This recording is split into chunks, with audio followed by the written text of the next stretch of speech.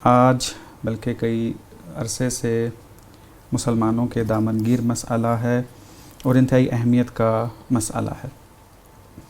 آپ سب تقریباً 2 دن ہو گئے ہم پروگرام کر رہے ہیں، مختلف نکات پہ گفتگو بھی ہوئی، تو ایک لفظ بہت زیادہ استعمال ہوتا ہے محاوروں کے اندر بھی اور قرآن کے اندر بھی یہ لفظ استعمال ہوا، جیسا کہ میں نے آیت میں بھی تلاوت کیا، مستضعف۔ تو جب ہم فلسطین کی بات کرتے ہیں، قدس کی بات کرتے ہیں یا کسی بھی مظلوم کی بات کرتے ہیں تو ہم کہتے ہیں کہ یہ مستضعفین ہیں، اور لہٰذا مستضعفین کے لیے آواز اٹھانا جو ہے وہ ضروری ہے۔ تو آپ سے سوال یہ ہوگا کہ قرآن نے مستضعف کو کس طریقے سے متعارف کروایا ہے، اس پر روشنی ڈالیے گا۔ یہ وہ موضوع ہے کہ جو اس وقت سب سے زیادہ مسلمانوں کے لیے پریشان کن ہے اور سب سے زیادہ مسلمانوں کے لیے کہہ لیجئے تحرک کا باعث ہے، اور سبب ہے اس چیز کا کہ انسان آگے بڑھ کر وہ جو اسلامی اقدار ہیں ان کا اظہار کر سکے۔ یقیناً جب خداوند عالم نے انسان کو خلق کیا تو کسی ایک ہدف اور مقصد کے ساتھ خلق کیا، اور وہ ہدف اور مقصد انسان کا تکامل ہے، تاکہ انسان اسی کائنات میں تکامل کرتا ہوا اپنے آپ کو رشد دیتا ہوا اس مقصد حیات تک پہنچ جائے، اور اس تکامل سے مراد یعنی قرب خداوند عالم ہے۔ ہر وہ چیز کہ جو اس تکامل کے درمیان حائل ہو رہی ہے یا انسان کے ہدف تک پہنچنے میں مانع اور ہرڈل بنتی چلی جا رہی ہے، اگر ہم لوگ پولیٹیکل سائنس میں جائیں تو دشمن کی تعریف اسی سے کی جاتی ہے۔ یعنی اگر کوئی ایک انسان کچھ اہداف رکھتا ہے اور ان اہداف تک پہنچنے کے لیے جو بھی بیچ میں ہرڈل آتی چلی جائے گی اس کو ہم لوگ دشمن سے تعبیر کرتے چلے جاتے ہیں۔ اسی طرح سے جب خداوند عالم نے انسان کو کسی مقصد اور ہدف کے لیے خلق کیا ہے، اور خاص طور پہ وہ کہ جو خداوند عالم کی توحید اور خداوند عالم کی وحدانیت کا اقرار کرتے ہیں، ان کی مسئولیت اس سے بڑھتی چلی جاتی ہے کہ وہ جس طرح سے مقصد حیات تک پہنچیں گے، اس مقصد حیات کے درمیان جو بھی ہرڈل بنتی چلی جائے گی، جو بھی مانع بنتا چلا جائے گا، اس کو ہم لوگ دشمن سے تعبیر کریں گے۔ قرآن میں جس جگہ پر بھی مستضعف کا ذکر کیا گیا، اگر انسان ذرا سی توجہ کرے تو وہاں یا اس میں مفعول کا صیغہ استعمال کیا گیا یا مبنی للمجہول کا استعمال کیا گیا، یعنی استضعفوا فی الارض کہا گیا ہے، استضعفوا نہیں ہے۔ استضعفوا یعنی مجہول اس طرح سے کہ ان کو ضعیف کیا گیا ہے، یعنی ضعیف کرنے والوں کا نام نہیں ہے۔ احسنت، یعنی ان کو ضعیف کیا گیا ہے، ان کے درمیان، ان کے اس ہدف کے درمیان مانع ایجاد کیے گئے ہیں تاکہ وہ اپنے مقصد تک نہ پہنچ سکیں۔ شیعان حیدر کرار اور امیر المومنین علیہ السلام اتباع اہل بیت علیہم السلام کے جو اس وقت موجود کائنات میں ہیں، یعنی جتنے بھی اہل بیت کے ماننے والے ہیں، یہ اپنے فروع دین میں 2 ایسے فروعات کے حامل ہیں کہ جس کے نتیجے میں ان تمام موانع کو ہٹانے کے لیے ان کو جرأت ملنا شروع ہوتی ہے۔ ہم جہاں پر نماز، روزہ، حج، زکوٰۃ، خمس اور ان تمام فروع دین کی بات کرتے ہیں، وہیں پر تولی اور تبرہ بھی ہے، یعنی وہ کہ جو اس مقصد تک پہنچنے میں انسان کے لیے ممد اور معاون ہوں گے تاکہ وہ مقصد حیات تک پہنچ جائے، ان سے تولی ضروری ہے کہ اہل بیت علیہ السلام سے بڑھ کر کوئی ایسا مددگار نہیں ہے کہ جو انسان کو اس کی مقصد حیات تک پہنچا دے۔ اور اسی طرح سے جو بھی مانع ایجاد کرتا چلا جا رہا ہے، جو بھی ہرڈل بنتا چلا جا رہا ہے، ان سے تبرہ ضروری ہے، اظہار براءت ضروری ہے۔ قرآن میں جہاں پر مستضعفین کی بات کی گئی ہے، جہاں جہاں پر بھی خداوند عالم ایسے افراد کی بات کرتا ہے، وہیں پر مسلمانوں سے کہتا ہے ان کی حمایت کرو، وہیں پر خداوند عالم کہتا ہے کہ میں ان کی نصرت کرنے پر قادر ہوں، اور خداوند عالم نے اپنی نصرت بھی انہی کے لیے رکھی ہے۔ ہمارے پاس غزوات کے اندر دیکھا جائے تو غزوہ بدر کے اندر وہ مستضعفین کے جو 313 کی تعداد میں مشرکین مکہ کے مقابلے میں گئے ہیں، بدر کے مقام پر لڑے ہیں، خداوند عالم نے انہی کے ہاتھ پر نصرت رکھی ہے۔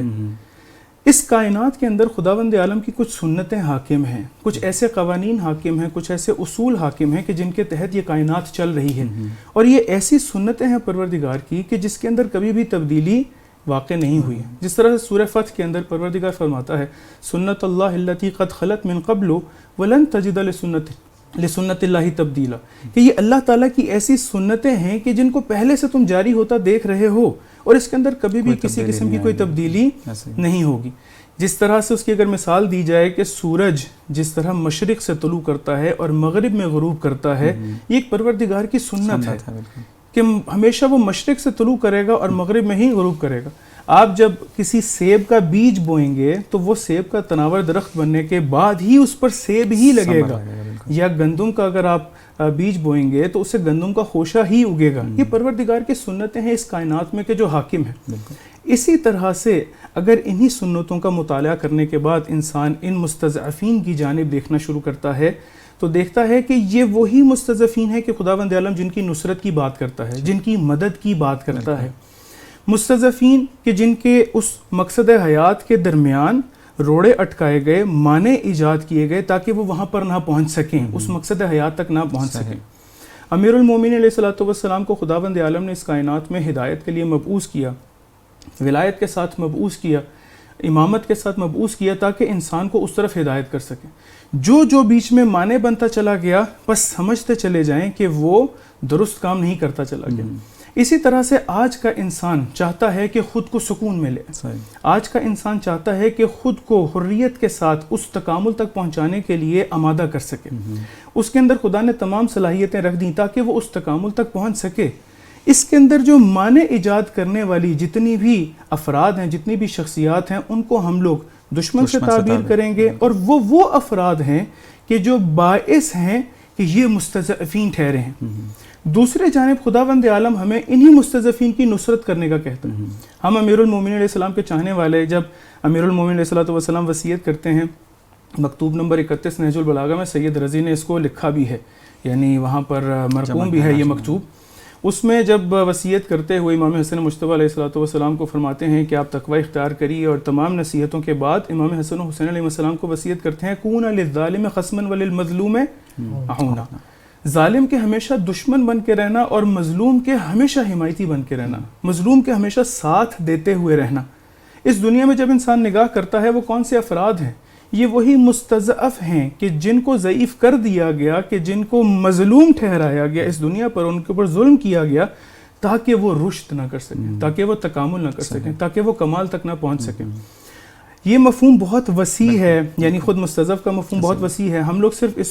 اس مفہوم کو صرف قدس کے ساتھ خاص نہیں کر سکتے. بالکل. حتیٰ آپ یہ غور کریے کہ یورپ میں رہنے والے, امریکہ میں رہنے والے, بلکہ پوری دنیا میں رہنے والے وہ افراد, وہ لوگ, وہ انسان کے جو چاہتے ہیں کہ اس دنیا میں رہتے ہوئے خود کے اندر اس سکون کو ایجاد کرتے ہوئے اس ہدف اور مقصد خلقت تک پہنچنا شروع کر دیں,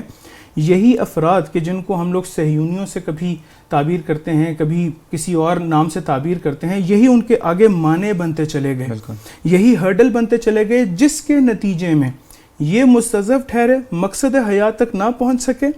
یہ مستضعف ٹھہرے اور وہ تکامل اور رشد نہ کر سکے, کہ خداوند عالم کی سنت جاری ہوتی ہے اور خداوند عالم کہتا ہے کہ میں ان کی نصرت پر قادر ہوں.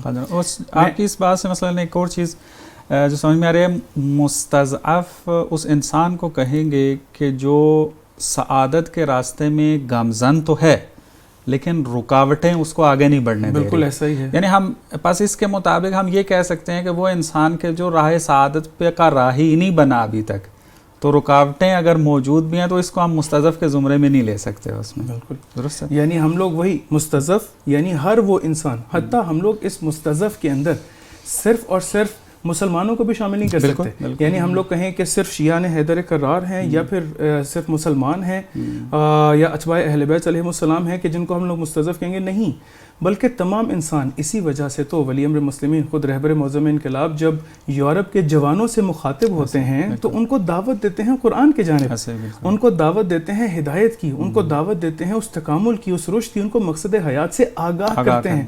یعنی مراد یہ ہوئی کہ ہمارے پاس مستضعف ٹھہرے ہوئے ہیں کہ ان کو یہ معرفت ہونی چاہیے تھی, لیکن موانع اور رکاوٹوں نے ان کو وہاں تک آنے نہیں دیا, جس کی وجہ سے وہاں پر پہنچنے نہیں دیا گیا. بس ہم لوگ اگر مستضعف کے مفہوم کو دیکھنا شروع کریں تو اس کا مفہوم بہت وسیع ہے. صرف شامل مسلمان نہیں ہیں, صرف شامل فلسطین نہیں ہیں, بلکہ یمن کے وہ تمام مظلومین مستضعف ہیں, بحرین کے وہ تمام مستضعفین ہیں. حتیٰ جہاں جہاں پر بھی کوئی ایک شخص چاہتا ہے کہ وہ اس مقصد حیات کو پہچان لے, چاہتا ہے کہ وہ اپنے خداوند عالم کو پہچان لے, چاہتا ہے کہ وہ انسان اس طرف پہنچ جائے, خداوند عالم کا ارادہ بھی قرآن میں یہی ذکر کیا گیا, وَنُرِيدُ أَن نَّمُنَّ عَلَى الَّذِينَ اسْتُضْعِفُوا فِي الْأَرْضِ. یہاں پر بھی اگر آپ غور کریں تو صیغہ مجہول کا استعمال کیا گیا ہے, اسْتُضْعِفُوا فِي الْأَرْضِ, کہ وہ مستضعف کیے گئے ہیں، یعنی خود اگر ہم لوگ اس کی تعبیر سے اس میں مفعول کا صیغہ یہاں پر استعمال کریں تو استضعفوا یعنی ان کو مستضعف کیا گیا. وہ چاہتے ہیں لیکن خداوند عالم کا ارادہ کیا ہے کہ انہی پر من کرے، انہی پر منت کرے، انہی پر احسان کرے. وَنَجَعَلَهُمْ أَئِمَّةً وَنَجَعَلَهُمُ الْوَارِثِينَ. اگر یہی افراد ان تمام موانع کو ہٹانے میں کامیاب ہو جاتے ہیں تو خداوند عالم انہی کو اپنا وارث بنائے گا، جس طرح سے کہ ہم لوگ تاریخ میں دیکھتے ہیں کہ بہت سارے مقامات پہ ایسا ہوا ہے. اور یہی امام بنیں گے نجعلہم ائمہ. بالکل، یعنی انتہائی خوبصورت نقطہ ہے استضعاف کا جو قرآن نے بیان کیا اور آپ نے خوبصورتی سے وضاحت کی اس میں. وہ یہ ہے کہ انسان جس ہدف کے لیے خلق ہوا ہے اور شریعت نے انسان کے لیے جو ہدف معین کیا ہے سعادت کا، اس کی طرف گامزن رہے اور جو رکاوٹیں آ رہی ہیں گھبرائے نہیں، ہٹانے کی کوشش کرے. خدا انشاءاللہ آپ کی نصرت کرے گا. اس کے لیے کتنا ایک روایات میں ملتا ہے ہم لوگوں کو معصومین علیہ السلام کی کہ کل مولود یولد علی فطرت الاسلام، کہ خداوند عالم نے ہر مولود کے جس کو اس کائنات میں بھیجا ہے فطرت اسلام پر خلق کیا ہے. وہی اس کے ماں باپ ہیں، وہی اس کا معاشرہ ہے، وہی ماحول ہے، وہی سوسائٹی ہے، وہ تمام اس کو کبھی یہودی و نصرانی، یہ بھی افراد اسی مستضعف کے مفہوم کے ذیل میں آئیں گے. بہت شکریہ.